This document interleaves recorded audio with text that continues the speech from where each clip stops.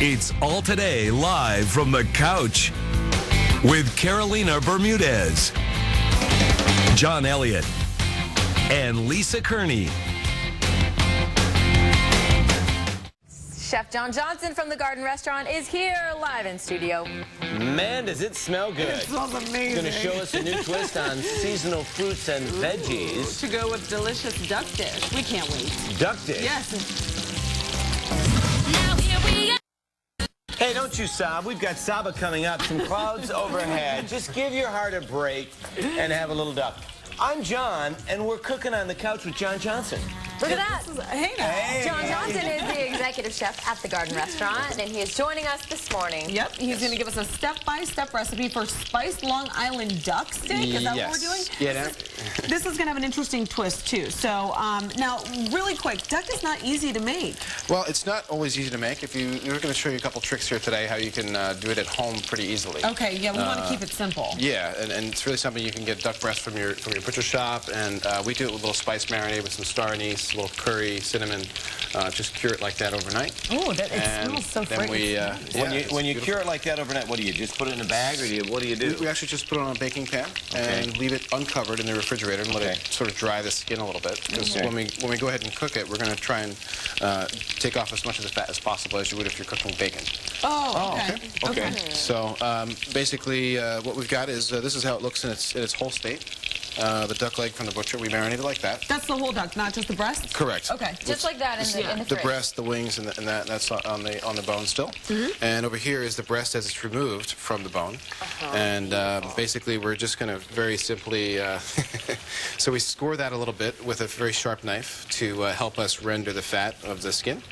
And really, it's delicious. And what we're going to do with that is we're going to tie that into our focus ingredient, which is apples. Oh, nice. Well, I was thinking that. That's Yeah, apple sauce. so we're going to show. Let's get to that dressing. Yeah, basically what we're going to do is we've got our duck breast scored. I've got it in a slow to medium pan here, and you can see it rendering nicely and getting crisp on the outside. Yeah, I thought it was rendering quite nicely. Yeah. I noticed that, yeah. So in the meantime, we're going to make the garnishes for it. And really the garnishes are very simple. We take some local apples, we shave them down very thin, and we just put them in a pan and cook them over low heat until they're very, very soft. You see that? Yeah. I use a mandolin for that. Yes, you can use a mandolin, you can use a food processor, or even a grater. You could do it on a box grater like you have, and you just put it in a pan. You can use a mandolin, but not a guitar. That would be a little difficult. Yeah, it'd be hard. Even just a knife is fine as well. So the idea is just to cook them slowly, so you don't want to caramelize them too much and bring out too much sugar. So we just basically sweat them or cook them over low heat. And then we'll take that when they're completely soft, and we'll puree that in the blender, high-speed blender, and we'll add to it just a little touch of white miso paste. This is called Shinsu miso. It's the lightest version of miso. Can you pick that up at any store, or do you have to go to like a specialty market? Asian grocery, you can get it online. Whole Foods, I believe, has it as well. But it's delicious with the apple because the apple is very sweet and tart, and that gives it a very nice savory component. And we actually use that in the hotel for a dish such as the duck breast you see here.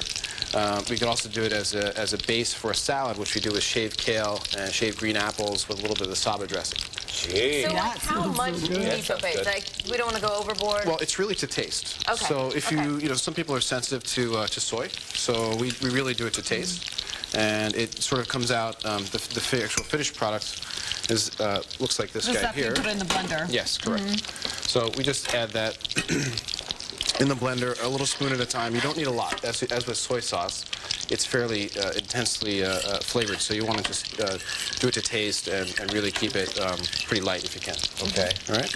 So that's what our puree looks like when it's all done, and it looks just like applesauce. Right. And of course, you could adapt that to make baby food or applesauce or really any sort of, it's a great garnish for like cheese on a crostini with a little cheese shaved on top of it as well. So some good stuff there. This sounds like so easy, though. I mean, what we're doing right now, you have made it pretty simple, because I think people get intimidated by duck breast. They think that it has to be done, you know. So all I'm doing is scoring, cooking, and pureeing, and then I serve them together? And then what we do with that is, so we have our puree heated, and it's something that it's nice for a dinner party or something, because you could also do it family style.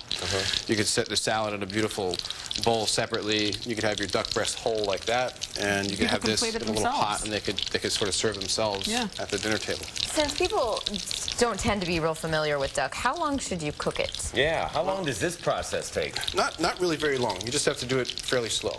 You have to render the skin so the fat comes off of it and it crisps up until it looks like this. You don't want to burn it, obviously.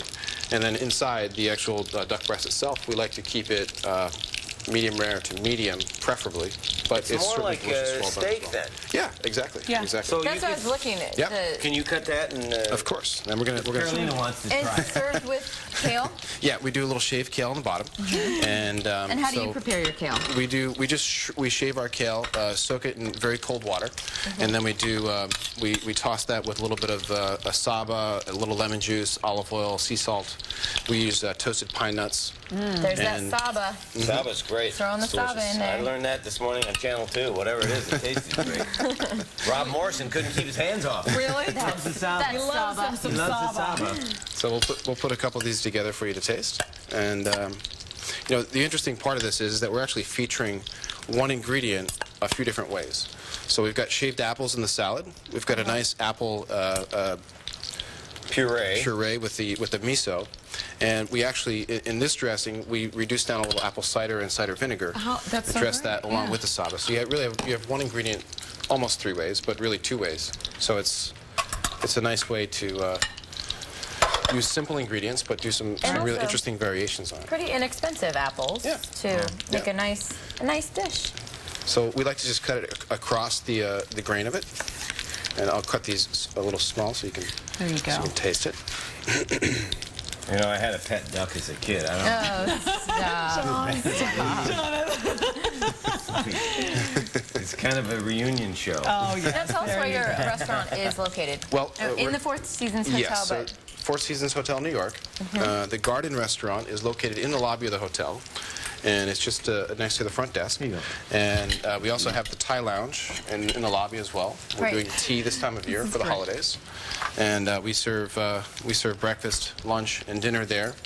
And we also do event dining, room service for the hotel, obviously. so Oh my that's where gosh, we can that's pick up great. some duck. Thank the you Four so Seasons much. Hotel. Thank you Absolutely. so Thank you much, very much, Chef. John Johnson, for being here. And for this recipe, to get this dish at your own home, you can meet us online at WLNYTV.com.